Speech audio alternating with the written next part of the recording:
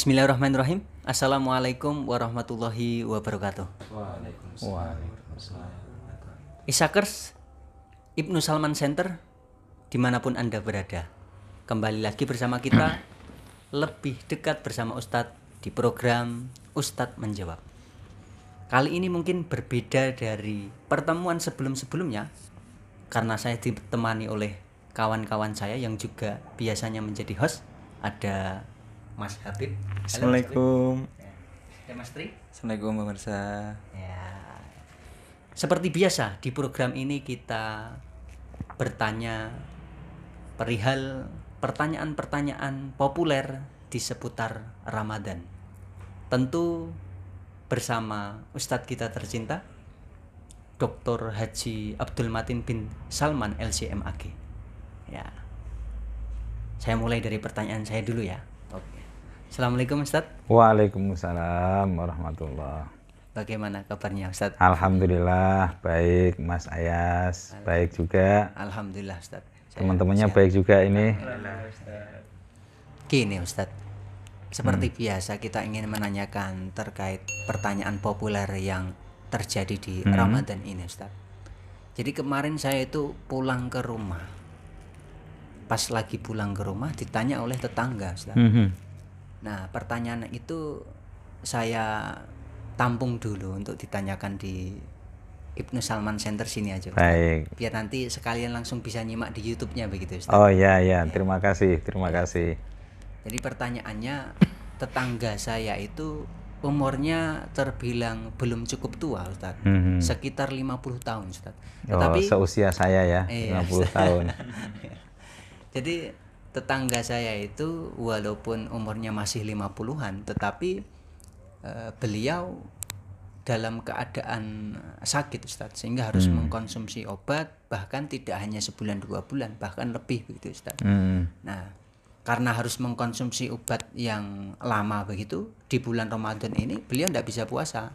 Nah, terus saya tanya, apakah beliau bisa puasa di hari yang lain? Jawabannya kurang tahu begitu Ustadz. Nah, akhirnya beliau itu bertanya apakah boleh diganti dengan fidyah sementara umurnya masih 50 tahun begitu. Nah, gimana sih terkait dengan persyaratan membayar fidyah? Apakah harus umur berapa begitu? Terus kemudian dibayar oleh anaknya begitu boleh atau tidak begitu Ustaz? Nah, ini mohon pencerahannya Ustaz. Kalau disampaikan di YouTube mungkin nanti saya bisa langsung kasih linknya tanpa harus repot untuk. Oh gitu ya, pinter juga Mas Ayas nih ya. Itu Ustaz. Iya.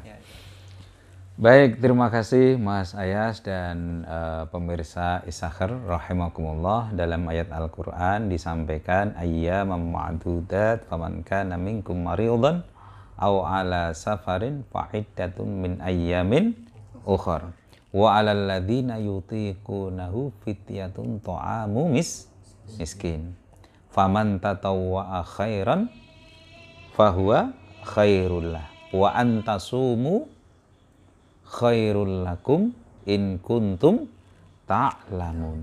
Jadi di dalam kasus fidyah itu tidak mengenal umur Mas Ayas ya.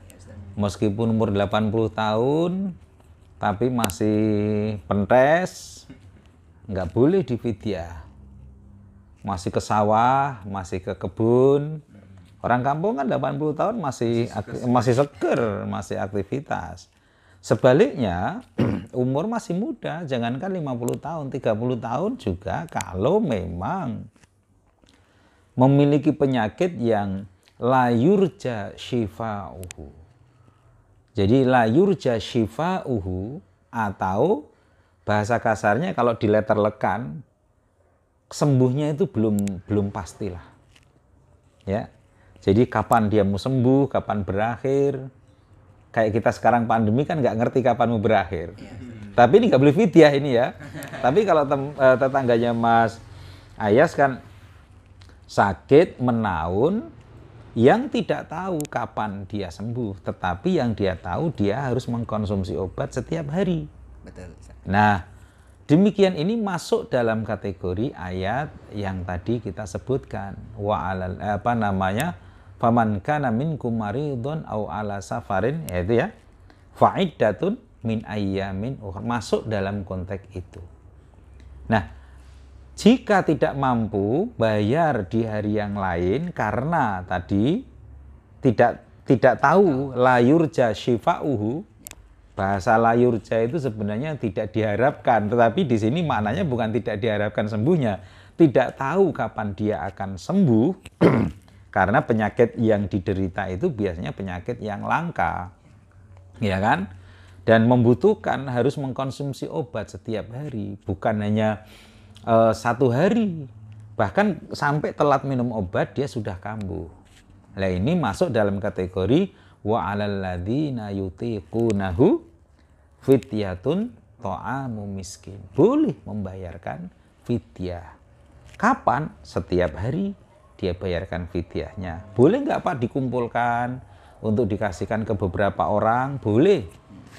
Kalau setiap hari capek, ya nggak ada yang membantu, lalu kemudian dia kumpulkan. Misalnya anaknya 1 minggu baru pulang sekali, ya sudah dibayarkan 1 minggu itu. Diberikan kepada siapa Ustaz? Diberikan kepada setiap fakir miskin 1 hari 1 boleh. Atau diberikan kepada beberapa fakir miskin saja. Dalam 1 hari untuk 1 fakir miskin boleh. Ya, yang jelas membayarkan fidyah ketika dia tidak mampu untuk menyelesaikan atau mengerjakan tuntutan syariah karena ada uzur syar'i, itu boleh, tidak ada masalah, dan langsung dibayarkan, kecuali kalau sakitnya pilek, demam, nah itu ya, pilek, demam, dia karena di demam itu kadang-kadang ada orang yang sampai haus sekali, karena haus sekali dan seterusnya dia nggak kuat, dia harus minum kan, atau saat itu karena kepalanya pusing banget dia harus minum obat. Lah itu bukan penyakit yang muzamman, penyakit yang menaun bukan, tetapi dia muakkad, temporer. Nah, artinya tingkat kesembuhannya menurut perkiraan manusia itu jauh lebih tinggi. Nah, itu ketika dia tidak berpuasa tidak boleh bayar fidyah.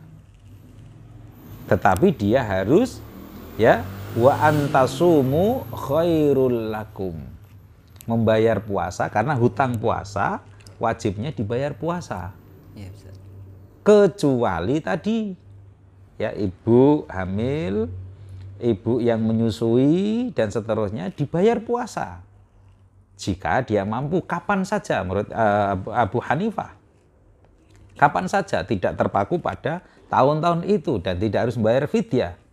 Tetapi jika tahun berikutnya dia hamil lagi, nah kamu nanti kalau punya istri jangan terlalu produktif. Tahun ini hamil, ya puasa tahun ini hamil, puasa tahun depan menyusui, ya. Puasa tahun depannya lagi hamil lagi. Itu. Jadi kapan puasanya? Kan nggak mungkin tuh membayar puasa 3 bulan berturut-turut, langsung saja di fidyai, tidak ada masalah. Karena memang ada uzur syar'i. Ya. Jadi bagaimana jika tidak ada uzur syar'i? Ya maka namanya kafarat karena dia melanggar. Ya, jadi kafarat beda dengan fidyah. Kalau kafarat berarti kan denda. Ya, denda itu urutannya apa? 2 bulan berturut-turut puasa, 2 bulan berturut-turut, ya kan? Nah, jika tidak bisa maka berikutnya baru dan fidyah, dan jika tidak mampu dan seterusnya. Kapan fidyah itu dibayarkan? Ya setiap hari. Berapa jumlah yang harus dibayarkan setiap hari? 1 mud atau setengah mud. Tergantung kita mengikuti mazhab Abu Hanifah, Hambali, Syafi'i, Maliki.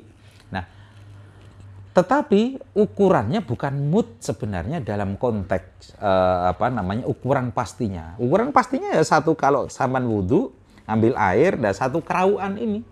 Itu bayar 1 fidyah.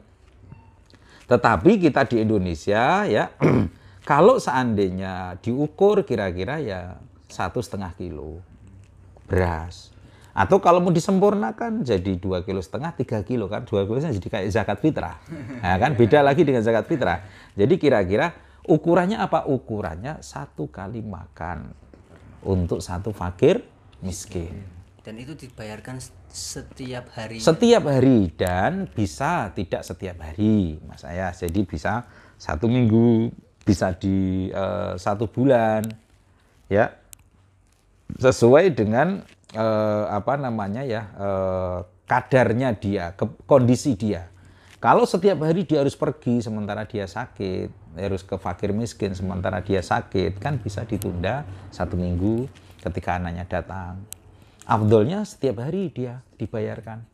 Tetapi jika tidak mampu membayarkan setiap hari, bisa dicicil 1 minggu. Jika tidak 1 minggu dibayarkan, maka sebelum habis Ramadan nanti takbiran dibayarkan puasanya. Apa fidyahnya? Nah, besarannya kayak tadi itu. Kepada siapa? Harus kepada fakir miskin. Boleh enggak kepada aromil, janda-janda? Boleh.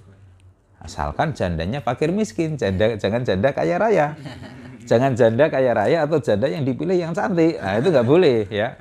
Gitu Mas Ayas. Ya, tapi kalau ini ada kasus misalnya di kasus tempat lain ya, misalnya ini kan bayar fidyah itu kan harus mengeluarkan uang begitu, Ustaz. Betul. Sementara ada orang yang mungkin juga sakit, kasusnya seperti yang tadi, cuman konsumsi obat seperti itu juga dibantu oleh BPJS seperti itu, sehingga untuk konsumsi obat itu tidak membayar, tidak mengeluarkan duit. Betul. Tetapi untuk membayar fidyah itu kan mengeluarkan duit, sementara orang di kasus yang saya maksud ini di luar itu ya bagaimana dia membayar ke fakir miskin begitu, kalau dirinya sendiri juga termasuk di bagian itu. Nah, kalau kasus seperti ini gimana, Ustaz?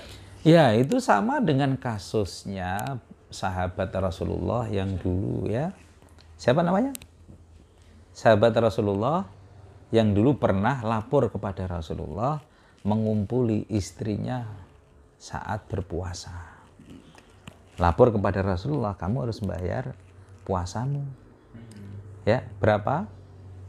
2 bulan. 2 bulan. Syahro ini mutata bi'aini. Wah, nggak bisa 1 bulan aja saya melanggar, kok gimana 2 bulan ini? Ya sudah, kamu bayar fidyah. Saya nggak mampu Rasulullah, untuk makan anak keluarga saya aja saya masih keteteran. Bahkan oleh Rasulullah dikasih ya kurma untuk dibuat makan anak dan istrinya.